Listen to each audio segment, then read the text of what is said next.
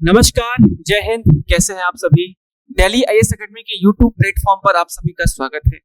और आज हम उपस्थित हैं आपके समक्ष एक बार फिर से 30 कदम 2.0 सीरीज को लेकर के, जिसमें हम इतिहास विषय के ऊपर एक नया चैप्टर पे बात करेंगे जिसका नाम है विदेशी आक्रमण। अभी तक हमने लगभग 7-8 लेक्चर्स में चर्चा कर ली है अलग अलग मुद्दों को लेकर के, और आज हम एक नए टॉपिक के साथ आपके समक्ष उपस्थित हैं। विदेशी आक्रमण या foreign invasion in India during 5th century BC to 5th century AD, अर्थात इन 1000 सालों के अंदर 500 ईसा वर्ष पूर्व से लेकर के 5वीं शताब्दी तक के बीच का ये जो 1000 साल का समय है, उस दौरान हमारे ऊपर, भारत के ऊपर जितने भी विदेशियों के आक्रमण हुए, फॉरेन इन्वेडर्स आए भारत में, उनके बारे में हम आज चर्चा करेंगे। और उनसे संबंधित जो लगभग 30 क्वेश्चन है, हम उस पर चर्चा करने वाले हैं। ठीक है, आप सभी को पता होगा कि भारत में सबसे पहले ईरानियंस आए थे। कौन? ईरानियन, जिनको पर्शियन भी कहा जाता है। और यहां पर जो हखमनी राजवंश था, हखमनी राजवंश, इसने हमारे ऊपर हमला किया था पहली बार। इनको एक्मेनीड डायनेस्टी भी कहा जाता है। एक्मेनीड डायनेस्टी या हखमनी राजवंश, डेरियस, दारा प्रथम, दारा तृतीय, साइरस एक्सेट्रा एक्सेट्रा। ठीक, ईरानियों के बाद कौन आया था? हमारे यहां आए थे यूनानी। उसके बाद कौन आए थे? यवन। यवन तो यूनानियों को कहते हैं क्या?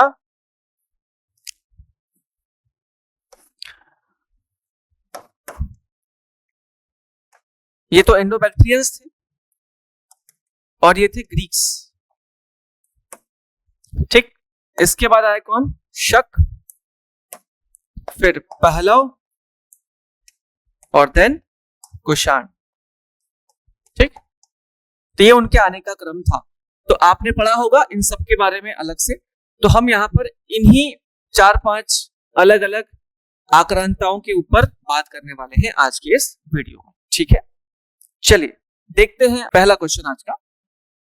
क्वेश्चन नंबर 1 स्टेटमेंट में है। 3 स्टेटमेंट यहाँ पर आपके समक्ष है। अब आपको ध्यान से पढ़ना है, इनमें से कौन से सही कौन से गलत है। तो पहला स्टेटमेंट है, ईरानी आक्रमण का प्रथम वास्तविक चरण दराए बाहु प्रथम डेरियस फर्स्ट के समय पर हुआ। The first real phase of the Iranian invasion took place during the time of Darius first.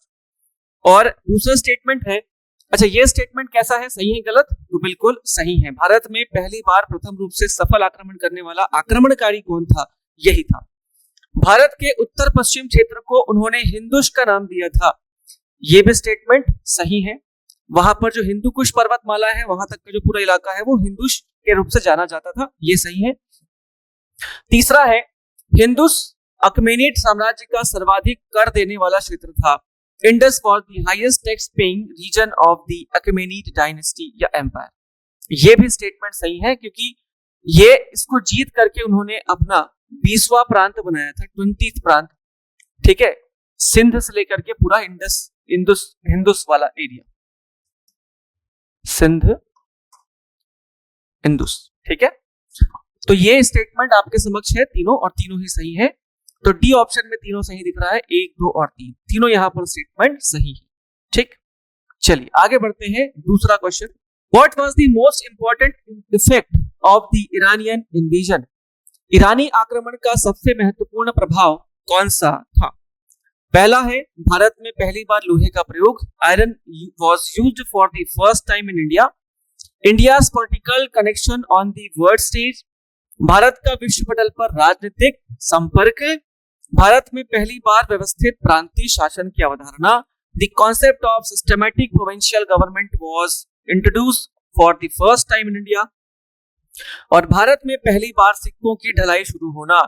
Coin minting beings for the first time in India. इनमें से कौन सा इंपॉर्टेंट इफेक्ट था भारत में ईरानियों का? देखिए, पहली बार भारत में प्रयोग लोहे का ये ईरानियों के बहुत पहले, अगर बहुत पहले तो नहीं फिर भी उसके पहले तो हो ही चुका था उत्तर वैदिक काल में, तो लेटर वैदिक पीरियड में ये हो चुका था, तो ये स्टेटमेंट गलत है। सी स्टेटमेंट है भारत में पहली बार व्यवस्थित प्रांतीय शासन की अवधारणा। तो देखिए ये प्रांतीय शासन के रूप में हमको इसकी अवधारणा इनके बाद आने वाले राजाओं के समय पर मिलती है, लाइक जो मौर्यस थे, इसके बाद तो मगध साम्राज्य का उदय हुआ लगभग वहां पर, ठीक। तो ये भी स्टेटमेंट गलत है। तीसरा वाला, भारत में पहली बार सिक्कों की ढलाई की प्रक्रिया भी इनके पहले ही शुरू हो चुकी थी भारत में, 6th सेंचुरी से 5th सेंचुरी के लगभग बीच में। तो भारत का विश्व पटल पर राजनीतिक संपर्क, ये इसमें से सबसे इम्पैक्टिव या इफेक्टिव इम्पैक्ट हो सकता है इनके आक्रमण का। पहली बार भारत में दूसरे देशों के साथ संपर्क स्थापित हुआ इनके आक्रमण के साथ, ठीक है। इसके पहले तक भारत में कोई भी विदेशी संपर्क का जिक्र हमारे पास अवेलेबल नहीं है, तो यहाँ पर दूसरा स्टेटमेंट करेक्ट हो जाएगा बी, ठीक है। चलिए आगे बढ़ते हैं क्वेश्चन नंबर 3 की तरफ। यहाँ पर मैच द फॉलोइंग है और एक तरफ आपके समक्ष इस कॉलम पर विदेशी राजाओं के नाम है और ये सारे राजा ईरानियन हैं, और उसकी तरफ उनकी विशेषताओं के बारे में बताया गया है। तो साइरस, कैम्बिसियस, दराय बाहु फर्स्ट और क्षयार्स, इसमें से अधिकतर राजाओं को आपने नहीं सुना होगा। साइरस और दराय बाहु को छोड़ करके कैम्बिसियस, क्षयार्स शायद आपने पहले नहीं सुना होगा, है ना। साइरस को हम मिला सकते हैं उस व्यक्ति की जैसा जिसने भारत की सीमा पर पहली बार अतिक्रमण किया था या उस आने तक सफल हुआ था, तो चौथा। इसके बाद जो सरल है वो दराय बाहु फर्स्ट, इसने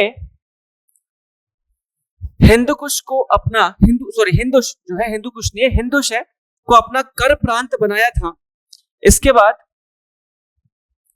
कैम्बिसियस, ये मिस्र अभियानों में भारतीयों की भागीदारी वाला व्यक्ति था, और क्षयार्स इसका जुड़ जाएगा 2 से, जो सिंगल बचा हुआ है, भारतीय क्षेत्रों की पहचान करने वाला व्यक्ति के रूप में, ठीक है। तो यहां पर ए का आ जा रहा है 4, बी का आ जा रहा है कहां पर 3 में, सी का 1 और डी का 2 में, ठीक। तो हमारे पास 4 3 1 2 के रूप में है क्या, 4 3 1 2, यस। तो डी ऑप्शन आपके लिए करेक्ट हो जाएगा। शायद आपको यहां पर नहीं दिख रहा होगा क्या, मैं आपको लिए ये ऊपर कर देता हूं, ये ऑप्शन सही है डी वाला, ठीक है। तो क्वेश्चन नंबर 3 का आंसर है डी। याद रखिएगा ये थोड़े से इनमें अंदर जाकर क्वेश्चन अगर पूछ लिया तो फिर ऐसे क्वेश्चन आएंगे, अदरवाइज ये क्वेश्चन बहुत इंपॉर्टेंट नहीं होंगे। फिर भी एग्जाम के दृष्टिकोण से, चूंकि आजकल पीएससी जो है उठपटांग क्वेश्चन पूछता भी है, तो ऐसे उठपटांग क्वेश्चन उससे संभावित होते हैं, है ना। चलिए क्वेश्चन नंबर 4, स्टेटमेंट है ईरानियों के संबंध में। पहला स्टेटमेंट है ईरानियों ने सिंध तथा पंजाब के पश्चिम भाग तक अपना शासन स्थापित किया। क्या स्टेटमेंट सही है, तो बिल्कुल सही है, ठीक है। दूसरा स्टेटमेंट है during the Iranian rule there was huge export of materials like gold, copper and wood from India. ईरानी शासन के दौरान भारत से सोना, तांबा और लकड़ी जैसे पदार्थ का भारी निर्यात होता था। इस समय पर ऐसा कोई भी जिक्र नहीं मिलेगा, खास करके लकड़ी, सोना, तांबा ये सब एक्सपोर्ट तो नहीं होता था, ठीक है। तीसरा है ईरान क्षत्रप प्रशासनिक पद्धति का प्रभाव बाद में मौर्य पर भी पड़ा था। The Iranian kshatrap administrative system later influenced the Mauryan as well. ईरानियों ने भारत में आकर के एक क्षत्रप प्रणाली की शुरुआत की, नींव रखी। हालांकि उन्होंने इस क्षत्रप प्रणाली को बहुत ज्यादा स्प्रेड नहीं करा या उसका यूज नहीं किया, लेकिन ये प्रशासनिक चीजें उन्होंने की। क्षत्रप का बेसिकली मतलब होता है प्रशासनिक उपाधिकरण, प्रशासनिक उपाधिकरण, प्रशासनिक उपाधिकरण, ठीक। तो ये भी स्टेटमेंट सही है। तो हमारे पास 1 और 3 सही मिल रहा है, 2 जो है गलत मिल रहा है। तो केवल आपको बताना क्या है सही उत्तर 1 और 3, तो सी में है हमारा 1 और 3, ठीक है। तो यहां पर क्वेश्चन नंबर 4 में आंसर आ जाएगा सी, केवल 1 और 3 सही होंगे।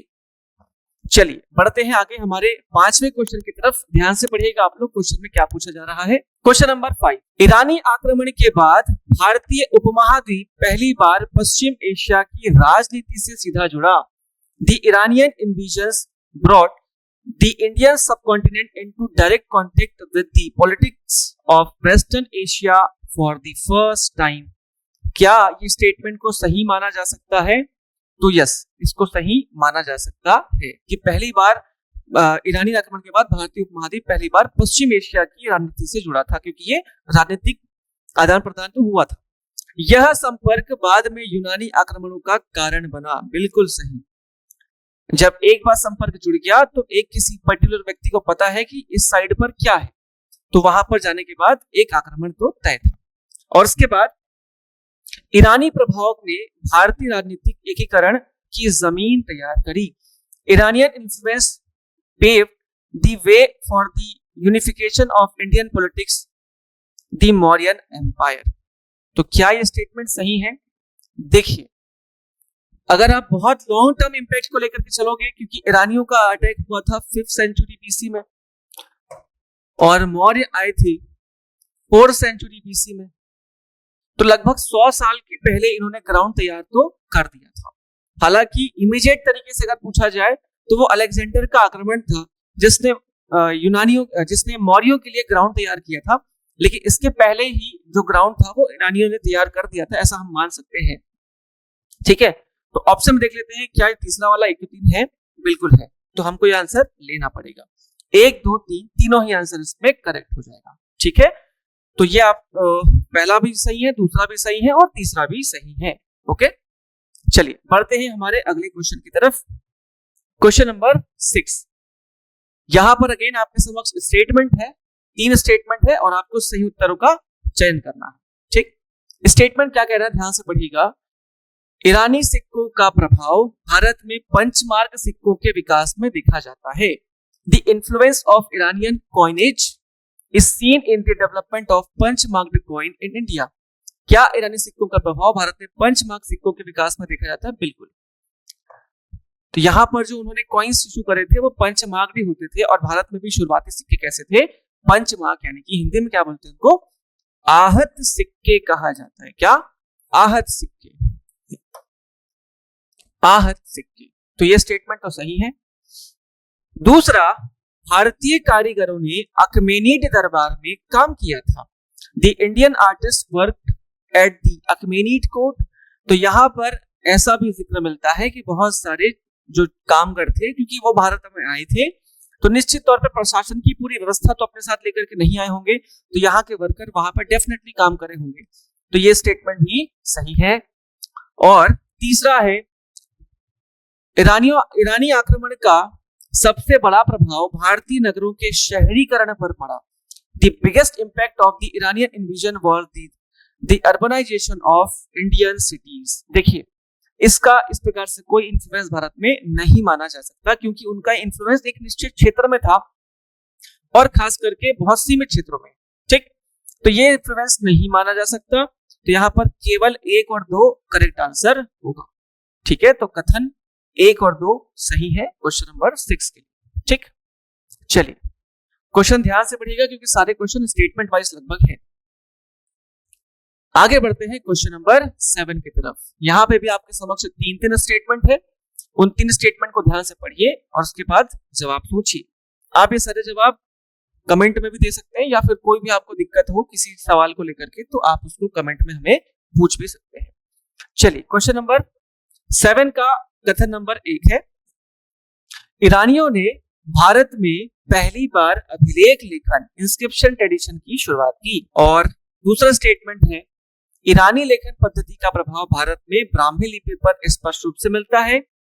और तीसरा है, भारतीय पत्थर स्तंभ कला में ईरानी प्रभाव बाद में मौर्य काल में चरम पर दिखाई देता है। अब यहाँ पर जो पहला स्टेटमेंट है, आपको पता होना चाहिए, डेरियस फर्स्ट या दारा प्रथम ने पहली बार अभिलेख लिखने की शुरुआत की थी भारत की सीमा में। इनके 3 अभिलेख मिले हैं। कौन कौन से? पहले अभिलेख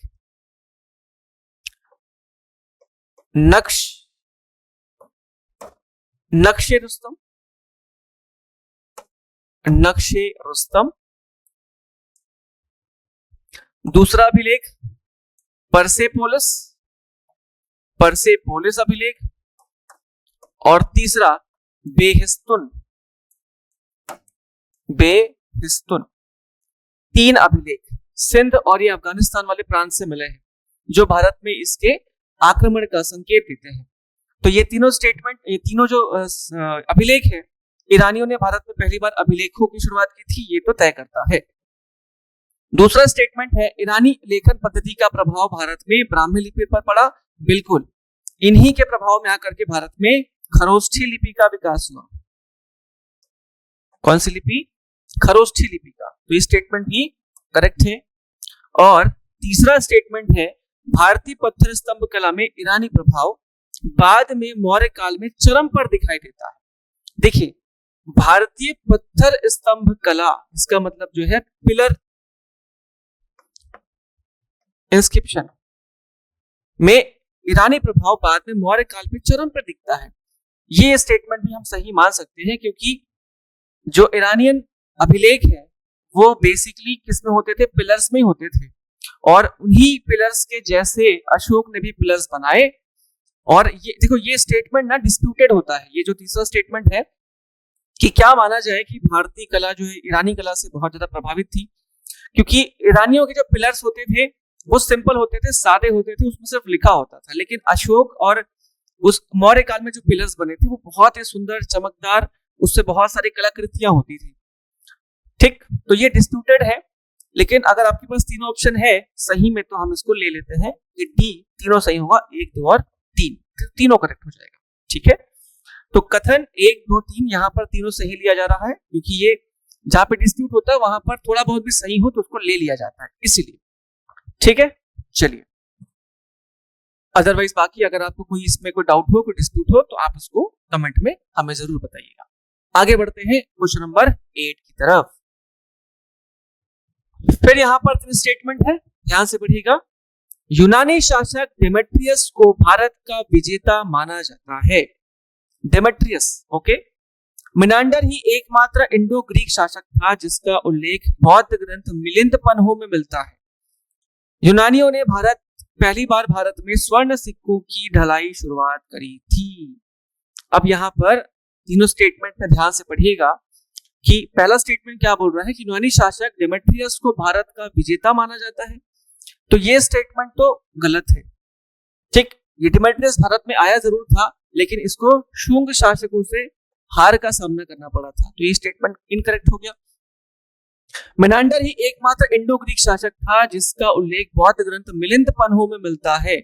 तो मिलिंद पन्हों एक्चुअल में मिनांडर के बारे में ही है। इसी का नाम क्या था? मिलिंद था। और जो नागसेन थे बौद्ध भिक्षु, कौन? नागसेन। ये नागसेन ने ये बुक लिखा था मिलिंद पन्हों, जिसमें मिनांडर और नागसेन के बीच में वार्तालाप का जिक्र है।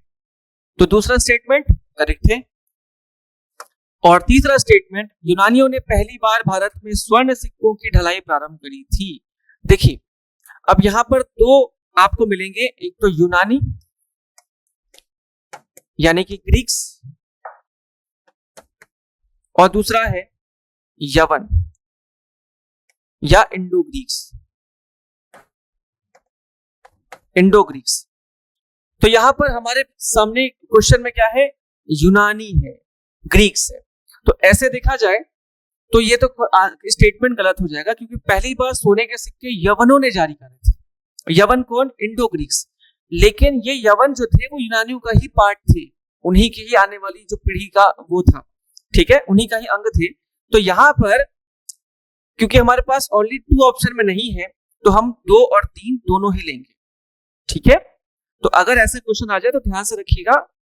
अगर क्लियरली दिया है इंडो ग्रीक्स या यवन के बारे में तो ठीक है, अदरवाइज आपको ये इस प्रकार के आंसर को ले लेने में कोई दिक्कत नहीं है। ठीक है, तो क्वेश्चन नंबर 8 में ऑप्शन के हिसाब से सी जो है करेक्ट है। चलिए आगे बढ़िए, अगला क्वेश्चन, क्वेश्चन नंबर 9। ध्यान से पढ़िएगा, मैच द फॉलोइंग है। मैच द फॉलोइंग क्वेश्चन है। कॉलम ए इसमें यूनानी शासकों के नाम है, और कॉलम बी में शोंगों की संधि, कॉलम बी में बहुत सारे उनके किए गए कामों के बारे में जिक्र मिलता है। एंटियालकीट्स, एंटियालकीट्स है वो एक्चुअल में, मेनांडर, डेमेट्रियस, एंटियोकस। अब देखिए मेनांडर का, क्योंकि सबसे इजी इसमें मेनांडर पड़ेगा आपको बनाने के लिए, तो ध्यान रखिएगा मेनांडर का संबंध बौद्ध धर्म से है, ठीक। इसके बाद डेमेट्रियस और एंटियोकस। एंटियालकीट्स का संबंध था शुंगों के साथ, इसकी संधि हुई थी, ये भी सही है। डेमेट्रियस पंजाब विजय में इसका जिक्र मिलता है, ये भी सही है अगर जोड़ी मिलाओ में। और एंटियोकस जो है वो पश्चिम एशिया में मुख्य अभियान इसका मिल जाएगा, ठीक है। तो ये जुड़ा ही हुआ है ऑलरेडी एक दूसरे के साथ, तो 1 2 3 4 सही आंसर यहां पर हो जाएगा। सिंपल था, हालांकि थोड़े से उटपटांग क्वेश्चन है, इसका ज्यादा बुक्स में जिक्र नहीं मिलता, तो अगर ऐसे क्वेश्चन आपको मिलते हैं तो डायरेक्टली उसको रीड कर लीजिए, याद कर लीजिए, मेमोराइज कर लीजिए, ठीक है। चलिए क्वेश्चन नंबर 10, बढ़ते हैं आगे हमारे 10वें क्वेश्चन की तरफ आज का। यहां पर आपके समक्ष 3 स्टेटमेंट है, उन स्टेटमेंट के आधार पर आपको उत्तर देना है। पहला है गांधार कला, कला के बारे में थोड़ा सा। There is a clear influence of Greek sculpture in Gandhara art. Gandhara कला में यूनानी मूर्ति कला का स्पष्ट प्रभाव देखने को मिलता है। क्या स्टेटमेंट सही है? बिल्कुल। यूनानी देवता जिनका नाम था अपोलो, इनका प्रभाव आपको गांधार शैली में देखने को मिलेगा, ठीक। बुद्ध की मानव मूर्ति निर्माण की परंपरा यूनानियों के आगमन से पहले से प्रचलित थी। तो यूनानियों के आगमन से पहले तो प्रचलित नहीं थी, ये बाद में प्रचलित हुई शकों के टाइम पर, तो ये स्टेटमेंट तो गलत है। और तीसरा है यूनानियों द्वारा लाई गई प्राकृतिक यथार्थवादी शैली भारतीय कला में क्रांतिकारी परिवर्तन करता है, बिल्कुल सही। तो यथार्थवादी जो हमारी मूर्ति कला है वो मथुरा गांधार शैली को कहा जाता है, तो ये स्टेटमेंट दोनों आपस में करेक्ट हो जाएगा। दूसरा स्टेटमेंट गलत है, तो केवल 1 और 3 इसमें ऑप्शन दिया गया है बी, तो सही हो जाएगा। दूसरा जो स्टेटमेंट है बुद्ध की मानव मूर्ति निर्माण की परंपरा यूनानियों के आगमन से पहले प्रचलित थी, ये स्टेटमेंट गलत है क्योंकि वो उसके बाद में, ठीक है। चलिए बढ़ते हैं हमारे अगले सवाल की तरफ, क्वेश्चन नंबर 11। सिंपल क्वेश्चन है, वन लाइनर, ध्यान से पढ़िएगा। यूनानियों का सबसे महत्वपूर्ण प्रशासनिक योगदान क्या था? What was the most important administrative contribution of the Greeks? अब देखिए, छत्र प्रणाली, उन्नत शिलालेख परंपरा, पर्दा की शुरुआत, सामंतवाद का विकास। अब यूनानियों ने तो ये सत्रप या इसको छत्रप भी कहा जाता है, छत्रप की शुरुआत नहीं की थी, ठीक। उन्नत शिलालेख परंपरा तो ये पहले से मौजूद थी भारत में, एडवांस इंस्क्रिप्शन ट्रेडिशन है ना। पर्दा प्रथा की शुरुआत और सामंतवाद का विकास। सामंतवाद का विकास इनकी कोई विशेषता में से साबित नहीं होता है, लेकिन यहां पर पूछा प्रशासनिक, तो प्रशासनिक में से पर्दा प्रथा की शुरुआत भी तो आपको नहीं मान सकते, लेकिन ऑप्शन में दूसरा चीज भी दिया नहीं गया है, तो यहां पर क्या होगा, सी आंसर को आपको करेक्ट लेना पड़ेगा, क्योंकि पर्दा सिस्टम की शुरुआत जो थी यूनानियों के समय पर हुई थी और भारत में एक शब्द प्रचलित हो गया, यवनिका। यवनिका, ये यवनिका जो शब्द का मतलब होता है पर्दे का गिरना, पर्दे का गिरना, ठीक है। जो नाट्य मंचन होता है, उस नाट्य मंचन के दौरान पर्दे का उठना और पर्दे का गिरना, ये प्रथा शुरुआत करा था यूनानियों ने, ठीक।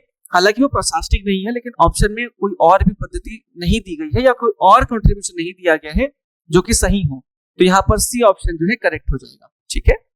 चलिए बढ़ते हैं हमारे अगले क्वेश्चन की तरफ। ध्यान से पढ़िएगा क्वेश्चन में क्या पूछा जा रहा है। इंडो ग्रीक काल भारत में वैज्ञानिक ज्योतिष के विकास में महत्वपूर्ण रहा, ठीक है। यूनानियों ने पहली बार भारत में कैलेंडर और मापन पद्धति की वैज्ञानिकता लाई और शुंग वंश ने यूनानियों को कभी उत्तर से बाहर नहीं धकेला। अब देखिए, पहला स्टेटमेंट में इंडो ग्रीक काल भारत में वैज्ञानिक ज्योतिष के विकास में महत्वपूर्ण रहा, ये तो सत्य है। ठीक है, इंडो ग्रीक के बारे में बहुत सारे, पतंजलि के महाभाष्य में, गार्गी संहिता में ऐसे बहुत सारे ग्रंथ हैं जिसमें इनके योगदान का वर्णन मिलता है, तो स्टेटमेंट सही है। दूसरा, यूनानियों ने पहली बार भारत में कैलेंडर और मापन पद्धति की वैज्ञानिकता लाई थी, बिल्कुल ये भी सही है। और सुंग वंश ने यूनानियों को कभी उत्तर भारत से नहीं बाहर धकेला था। तो यूनानियों के साथ अगर यहां पर देखा जाए तो यूनानियों की जो शाखा थी इंडो बैक्ट्रियंस या इंडो ग्रीक्स भी कहा जाता था इनको, ठीक, तो इनको शुंगों ने भारत से बाहर खदेड़ा था। तो यहां पर 1 और 2 सही हो जाएगा, तीसरा स्टेटमेंट गलत हो जाएगा। ठीक है, तो 13 नंबर के क्वेश्चन का जो आंसर है वो है ए। ओके, चलिए बढ़ते हैं हमारे अगले सवाल की तरफ, क्वेश्चन नंबर 14। ध्यान से पढ़िएगा क्वेश्चन नंबर 14 में क्या कहा जा रहा है। पहला स्टेटमेंट, पहलव मूलतः ईरानी मूल के थे और पश्चिमोत्तर भारत में बसे हुए थे। सही स्टेटमेंट है। ये मूलतः कहां से आए थे? पर्शिया यानी कि ईरान से आए थे। The Pahlavas were originally of Iranian origin and settled in northwestern India.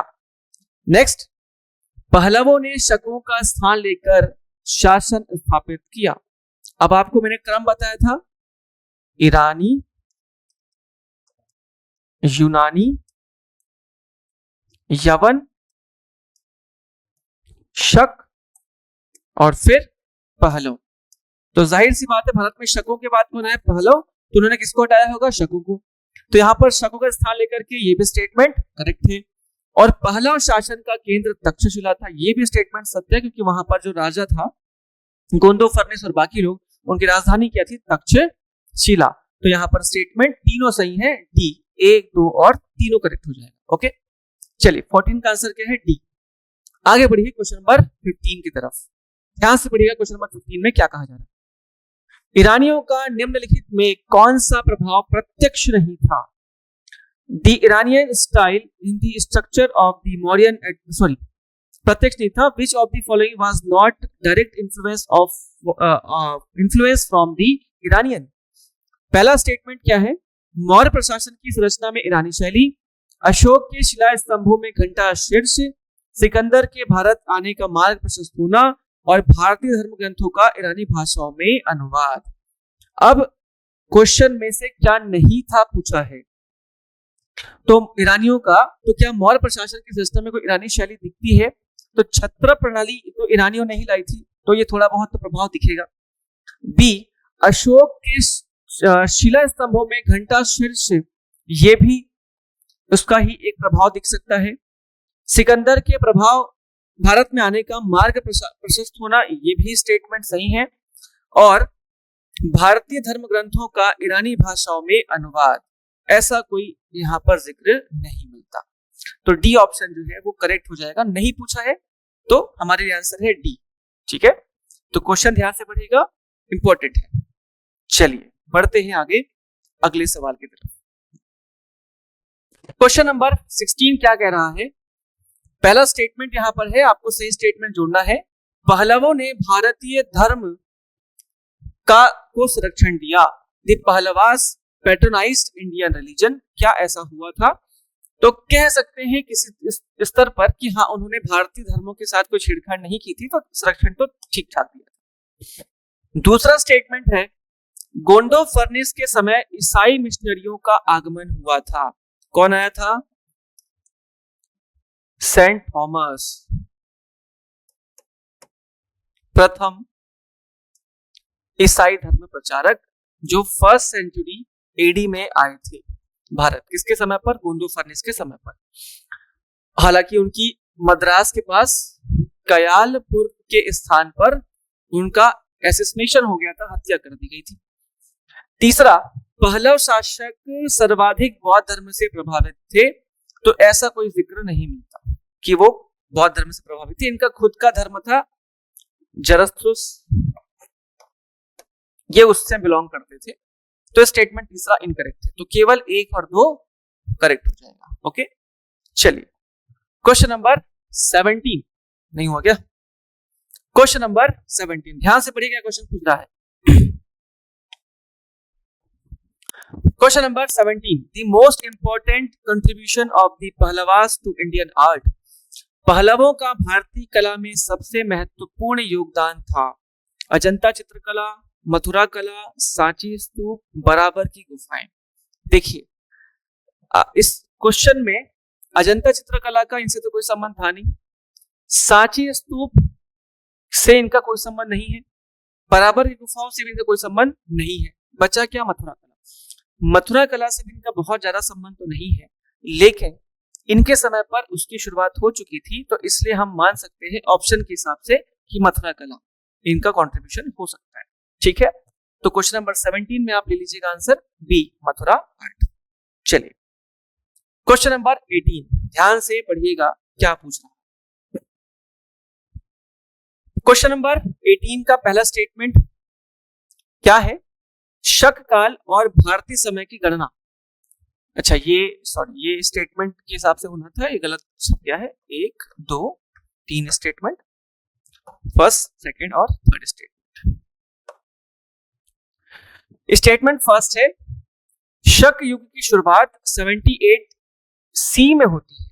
दी शक एरा बिगेन इन 78 सी। शक संवत के बारे में क्वेश्चन पूछ रहा है, जो कि कनिष्क के राज्यरोहण के समय पे शुरू हुआ था। 78 एडी में स्टेटमेंट करेक्ट। दूसरा है, यह युग मूलतः रुद्रदमन प्रथम द्वारा घोषित किया गया था। तो मैंने बताया आपको कि ये कनिष्क के द्वारा घोषित किया गया था, तो ये तो स्टेटमेंट ऑलरेडी गलत हो जाएगा। This era was originally declared by Rudradaman first, तो गलत है। हालांकि एक चीज समझिएगा, भारत के राजाओं ने इसे धीरे धीरे सरकारी कैलेंडर के रूप में अपनाया। अब ये स्टेटमेंट इनकरेक्ट इसलिए है तीसरा वाला, क्योंकि यहां पर विक्रम संवत चलता था, ना कि शक संवत।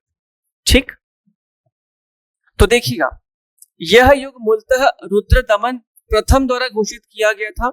अब अगर आप ये इसके अंदर जाकर के इसको स्टडी करोगे तो आपको समझ आएगा कि शकों ने ही शक संवत की शुरुआत की थी, लेकिन चूंकि इनके ऊपर जीत हासिल करा था कुषाणों ने, तो उन्होंने इनके ऊपर अपने विचारों को लाद दिया और उनका जो कैलेंडर था उसको भी कैप्चर कर लिया।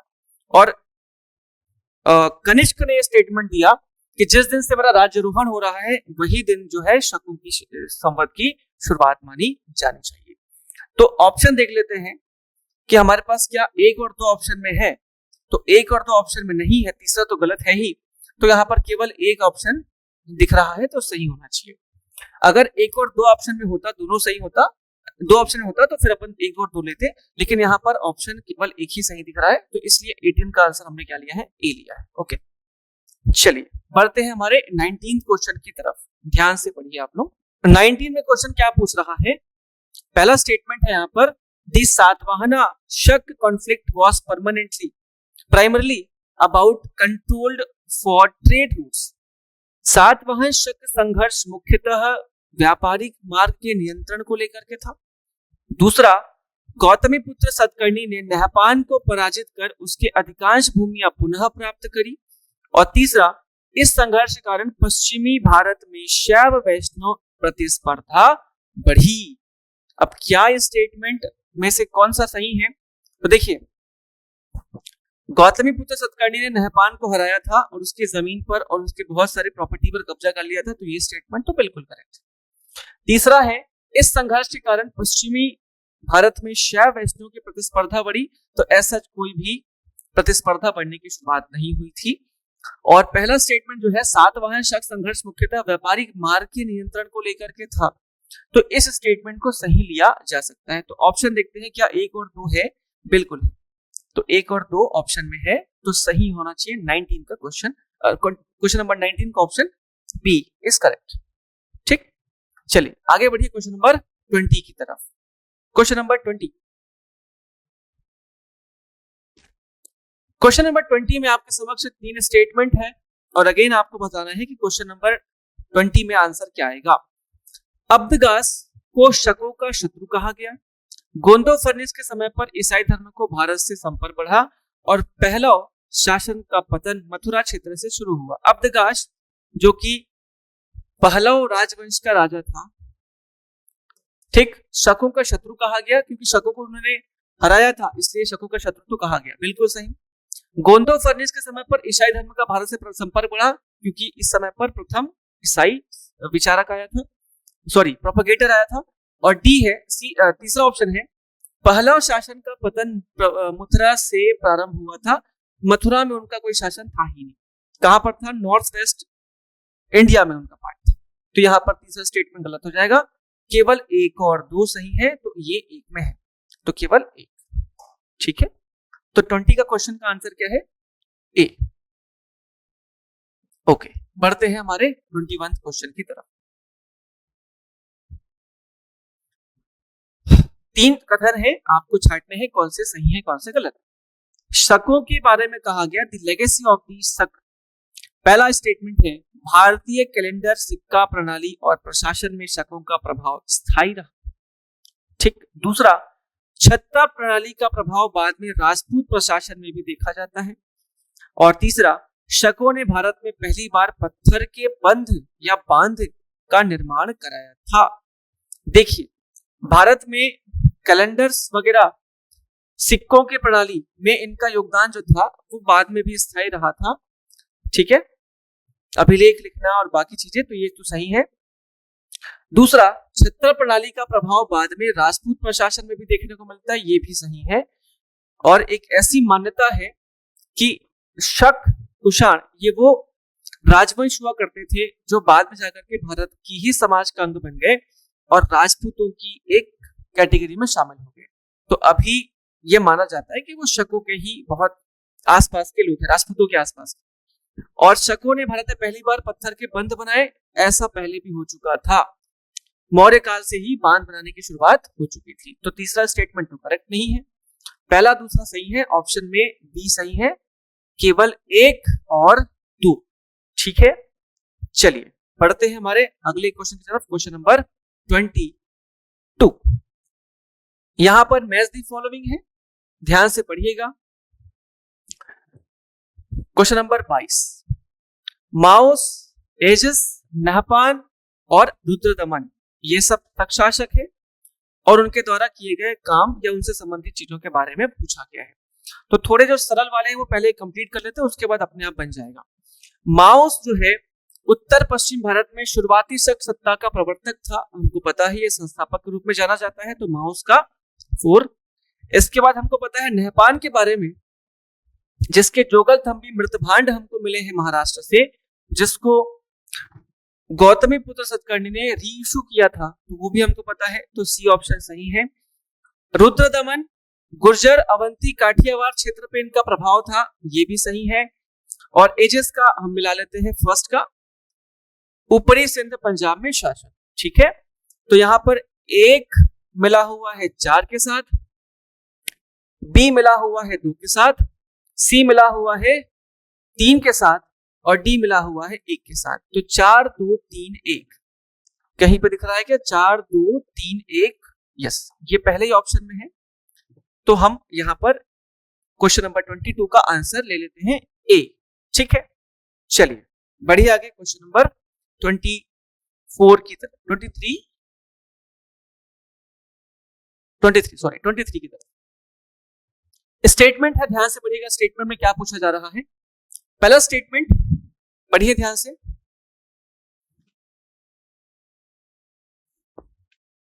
कथन 1, शकों ने भारत में पहली बार टेट्राड्रैमिक्स आधारित भारी चांदी मुद्रा शुरू की। The Shakas were the first to introduce heavy silver currency based on the tetradrachms in India. दूसरा है the coin of Aegis bear Greek Prakrit bilingual inscription. और तीसरा है the coin of Rudradaman first never used the title of क्षत्रप।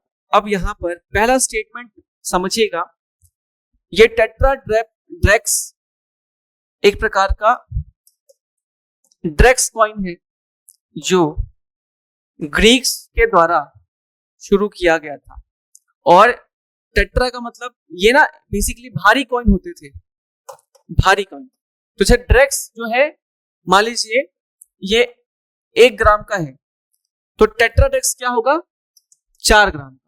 तो ऐसे करके यहाँ पे था, तो शकों ने नहीं इनको यवनों ने जारी किया था, तो स्टेटमेंट इनकरेक्ट है। दूसरा, एचेस या अचेस के सिक्कों पर यूनानी प्राकृत द्विभाषिक अभिलेख मिलता है, ये स्टेटमेंट तो सही है, ठीक है, थोड़ा फैक्चुअल है, याद रख लीजिएगा। और रुद्रदमन 1 के सिक्कों में क्षत्रप पद नाम का प्रयोग नहीं हुआ था, ये स्टेटमेंट गलत है, क्योंकि रुद्रदमन को महाक्षत्रप कहा जाता था, तो उसके सिक्कों में महाक्षत्रप लिखा हुआ होता था, ठीक है। तो यहाँ पर केवल 2 सही है, 1 और 3 गलत है, ठीक है। तो क्वेश्चन नंबर 23 का आंसर है सी, केवल 2 सही। ओके, बढ़ते हैं आगे हमारे अगले सवाल की तरफ। क्वेश्चन नंबर 24 कथन है कुषाणों का पतन कुषाणों के पतन के बारे में है, decline of the Kushan. Statement 3 है, ध्यान से पढ़िएगा क्या क्वेश्चन पूछ रहा है। पहला स्टेटमेंट है उत्तरी पश्चिमी क्षेत्रों में सासानी दबाव पतन का प्रमुख कारण था। तो सैसनीज डायनेस्टी थी, उसके बारे में पूछ रहा है। बी या दूसरा, उत्तर भारत में नाग गुप्त राज्यों का उभार कुषाण शक्ति को कमजोर करता गया। और तीसरा, मध्य एशिया में तुर्की जनजातियों का उभार कुषाणों को पूर्व की ओर हटाने में सहायक था। देखिए पहला statement, Sassanian pressure in the north western region was the primary cause of the decline, statement correct है। The rise of the Naga Gupta kingdom in northern India weakened Kushan power, ये भी करेक्ट है। भारत में, उत्तर भारत में नाग और गुप्त राज्यों का उभार, ये सही है। और the rise of Turkic tribes in Central Asia help displace the Kushan eastward, ये भी स्टेटमेंट करेक्ट है। तो सिंपल है, यहाँ पर तीनों स्टेटमेंट करेक्ट है, डी ऑप्शन सही ले लेना है। ओके, तो ज्यादा इसमें चर्चा नहीं करेंगे कि बहुत इतना भी क्वेश्चन आ जाए तो हमारे लिए सफिशिएंट है। तो ऐसे क्वेश्चन आते हैं तो आप थोड़ा सा याद करने का प्रयास कर लीजिए। आगे बढ़ते हैं क्वेश्चन नंबर 25 की तरफ। क्वेश्चन नंबर 25 पढ़िए ध्यान से। क्वेश्चन नंबर 25 में क्या है? स्टेटमेंट है पहला, कुषाण मूलतः युवेझी संघ के 5 प्रमुख कुलों में से एक था जिसे गुइशवांग शाखा से आए थे। इसको सरल भाषा में आप यूची समझिए, यूची, ठीक। यूची शाखा के प्रमुख 5 अंग थे और उसमें से एक शाखा निकलती है जो भारत आती है। जैसे मंगोल प्रांत है, मान लीजिए मंगोल प्रांत है, ये मंगोल से निकली हुई जाति थी, यूची जाति। और यहां से 5 शाखाएं निकली अलग अलग, इसमें से एक शाखा गुइशवांग शाखा से लोग आए थे, ठीक है। तो ये स्टेटमेंट तो करेक्ट है। दूसरा, युवेझी का मध्य एशियाई क्षेत्रों से पलायन स्कीथियन के दबाव के कारण ही शुरू हुआ था, बिल्कुल सही। स्कीथी जाति वहां पर एक और बर्बर असभ्य जाति थी जिनके चक्कर में यहां से इनको भागना पड़ा था। और तीसरा, कुषाण प्रारंभिक रूप से बैक्ट्रिया और काशगर के क्षेत्रों को नियंत्रण करते थे, ये भी स्टेटमेंट सही है, ठीक है। तो कुषाण प्रारंभिक क्षेत्र रूप में बैक्ट्रिया और काशगर के इलाके में इनका प्रभाव था। बाद में भी यहाँ पर आने के बाद कनिष्क का काशगर वाले क्षेत्र में अच्छा खासा प्रभाव था। तो तीनों स्टेटमेंट यहाँ पर करेक्ट आपको ले लेना है। ओके, तो क्वेश्चन नंबर 25 का आंसर है सी, तीनों। इसके बाद 26 स्टेटमेंट है अगेन यहाँ पर 3, ध्यान से पढ़िएगा। ये अधिकतर यहाँ पर क्वेश्चन में स्टेटमेंट पास हमने बनाए हैं ताकि ज्यादा से ज्यादा चीजें कवर हो। देखो इसमें से सिंपल क्वेश्चन आपको पता है जो आते हैं वो तो आपको पढ़ना ही है, लेकिन ये थोड़े से डीप में मैंने यहाँ पर इससे जानबूझ के लिया है ताकि कभी गलती से अंदर से क्वेश्चन आ जाए तो यहाँ से बाहर ना जाए। अब यहाँ पर पहला स्टेटमेंट है, कनिष्क के समय महायान बौद्ध धर्म को राजकीय शिक्षण मिला। Mahayana Buddhism received royal patronage during the reign of Kanishka, बिल्कुल सही, उसने बौद्धिज्म अपनाया और बौद्धिज्म का प्रचार भी किया, ठीक। महायान के ग्रंथ मुख्यतः संस्कृत में लिखे जाते थे। देखिए हीनयान और महायान, हीनयान की जो भाषा थी वो क्या थी, पाली, और महायान की भाषा भी शुरुआत में पाली थी, लेकिन बाद में जाकर के इन्होंने अपनी भाषा को क्लिष्ट कर दिया और संस्कृत में कन्वर्ट हो गए। तो ये स्टेटमेंट सही है, महायान की भाषा संस्कृत थी और महायान का प्रचार दक्षिण भारत में अधिक हुआ था, ये स्टेटमेंट गलत है। महायान का प्रचार दक्षिण भारत में नहीं, उत्तर भारत में या उत्तरी एशिया वाले क्षेत्र में ज्यादा हुआ था। तो केवल एक और दो स्टेटमेंट करेक्ट है। तो क्वेश्चन नंबर 26 का आंसर क्या होगा? ए, केवल एक और दो। चलिए बढ़ते हैं हमारे 27 क्वेश्चन की तरफ। स्टेटमेंट वाइज है ये भी, ध्यान से पढ़िएगा क्वेश्चन 27 में क्या बोल रहा है। क्वेश्चन नंबर 27 का कथन 1, कनिष्क के राज्याभिषेक के साथ ही शक युग की शुरुआत मानी जाती है। The Shaka era is considered to have begin with the coronation of Kanishka. बिल्कुल सही, शक युग की शुरुआत है। हालांकि ये शक युग की शुरुआत जब कह रहा है तो वो शक कैलेंडर की शुरुआत से है, शक कैलेंडर की शुरुआत से। तो इस हिसाब से क्वेश्चन स्टेटमेंट सही है। दूसरा, कनिष्क ने चौथी बार संगीति का आयोजन करा था। बिल्कुल सही। Kanishka convened the fourth Buddhist council और कनिष्क की राजधानी पुरुषपुर थी तथा मथुरा उसकी उपराजधानी। ये भी स्टेटमेंट सही है। पुरुषपुर यानी कि पेशावर। तो ये भी स्टेटमेंट क्या हो जाएगा? करेक्ट। तो 1, 2, 3 तीनों करेक्ट होगा। यहाँ पर डी ऑप्शन में हमारे पास तीनों करेक्ट मिल रहा है। ओके, चलिए क्वेश्चन नंबर 27 के बाद हमारा अगला क्वेश्चन जोड़ी मिलाओ में है 28। ध्यान से पढ़िएगा। क्वेश्चन नंबर 28, युग्म मिलान सूची 1 सूची 2 को वसुबंधु, अश्वघोष, चरक और नागार्जुन, ये लोग कौन थे?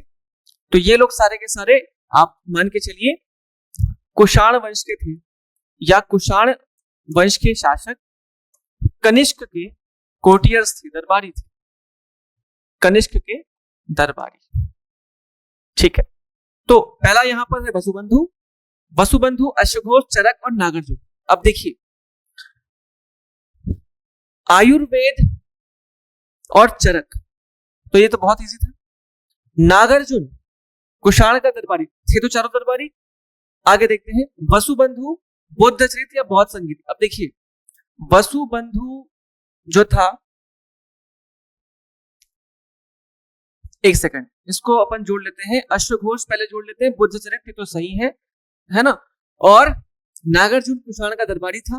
ठीक, वसुबंधु थोड़ा सा डिस्प्यूटेड है, कभी कभी इसको बौद्ध संगीति के साथ जोड़ लिया जाता है और वसुबंधु को कभी कभी स्टेटमेंट मिलता है समुद्रगुप्त के समय पर, तो थोड़ा सा डिस्प्यूटेड है ये। तो फिलहाल अभी अगर स्टेटमेंट के हिसाब से जाएं तो वसुबंधु जुड़ेगा बौद्ध संगीति के साथ, क्योंकि वही बस जुड़ रहा है। क्योंकि अश्वघोष बौद्ध चरित में तो एकदम सटीक बैठा है, चरक आयुर्वेद का था, बिल्कुल सटीक है, नागार्जुन कुषाण का दरबारी था। हालांकि वसुबंधु जो है उसका थोड़ा सा स्टेटमेंट नहीं जुड़ रहा है, लेकिन क्वेश्चन के हिसाब से अगर जाएं तो बी का 2, सी का 1, बी का 2, सी का 1 और डी का 4, ये स्टेटमेंट सही है। ठीक है, वसुबंधु के बारे में आप यहाँ पर जोड़ी में तो सही मुझे नहीं लग रहा है। ठीक है, इसको मुझे रिव्यू करना पड़ेगा एक बार। तो फिलहाल अभी तो ये स्टेटमेंट मैं सी आंसर ले रहा हूं। वसुबंधु पे थोड़ी मैं चर्चा करूंगा बाद में किसी और वीडियो पर। ठीक है, तो क्वेश्चन नंबर 28 का अभी फिलहाल आंसर सी ले लीजिए। ठीक, चलिए बाकी की चर्चा हम बाद में करेंगे। 29 क्वेश्चन नंबर, आज का सेकंड लास्ट क्वेश्चन, ध्यान से पढ़िएगा। कथन है मथुरा में कुषाणों का प्रभाव को लेकर। तो मथुरा में कुषाण कला की मूर्तियों में त्रिभंग मुद्रा विशेष रूप से विकसित हुई। Statement, tribhanga posture was particularly developed in Kushan sculptures in Mathura. Okay, B, Mathura मूर्ति कला में बौद्ध ब्राह्मण अवधारणाओं का मिश्रण मिलता है। सी या तीसरा है, कुषाण काल में पहली बार मथुरा एक प्रमुख शैव वैष्णव केंद्र बना।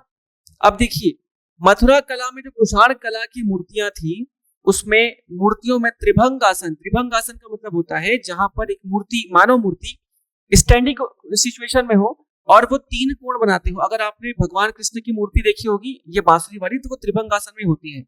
तो ये मूर्तियां डांस फॉर्म का एक फॉर्म होता है, लेकिन यहाँ पर कला में आपको देखने को मिलेगी। स्टेटमेंट तो सही है। मथुरा कला में बौद्ध ब्राह्मण अवधारणा, ब्राह्मण से यहाँ पर मतलब है हिंदुइज्म की अवधारणा, हिंदू मूर्ति कला की अवधारणा मिलती है, बिल्कुल मिलती है।